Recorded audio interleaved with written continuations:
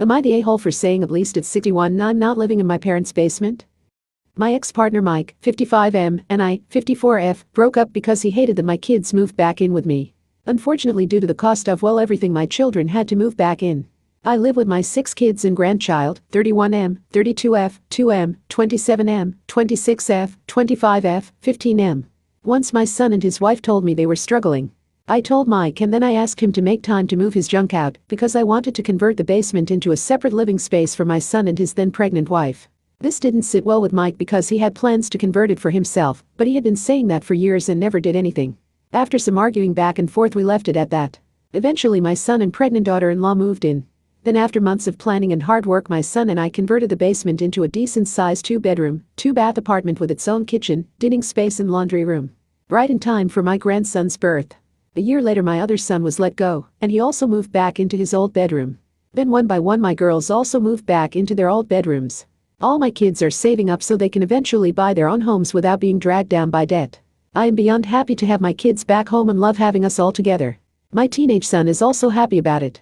He gets to hang out with his siblings instead of feeling left out due to the large age gap between them. The only person unhappy about this arrangement was Mike. Mike has a very lift yourself by your bootstraps mentality and feels my kids are weak for having to move back in, despite my many attempts of explaining how the pandemic and the recession has had a hard impact on people's lives. My kids also don't pay rent. This really pissed Mike off, not because it would mean he had to pay for things, but because he just didn't agree. I didn't and still don't want them to. I want them to save as much as they can. My kids are responsible people and I know how their finances are set up. I know what their financial goals are because I helped them create it. At the end of our relationship, Mike was constantly making me and my kids feel like that. He was constantly nagging and belittling them in their own home. I finally had enough of his behavior, and after a really bad argument we broke up. Mike moved out. It's been nearly a year and Mike is married. He's living in his parents' basement with his pregnant wife.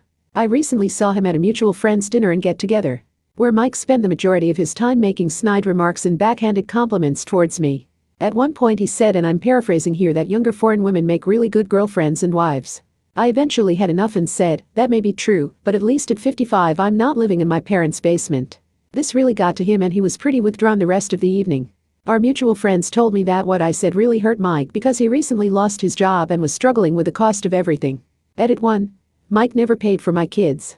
He never paid my bills. I have always worked and I completely cover my own cost and pay for myself. I pay my bills and everything else. I have never taken a penny from Mike. We have always had a pay your own way kind of relationship. And I have always paid for my own way. Mike only lived with me and my kids for almost 2 years before we broke up. Edit 2. My kids are all working and in education.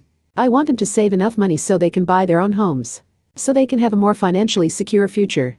Also, I don't know why the title is incorrect. Edit 3.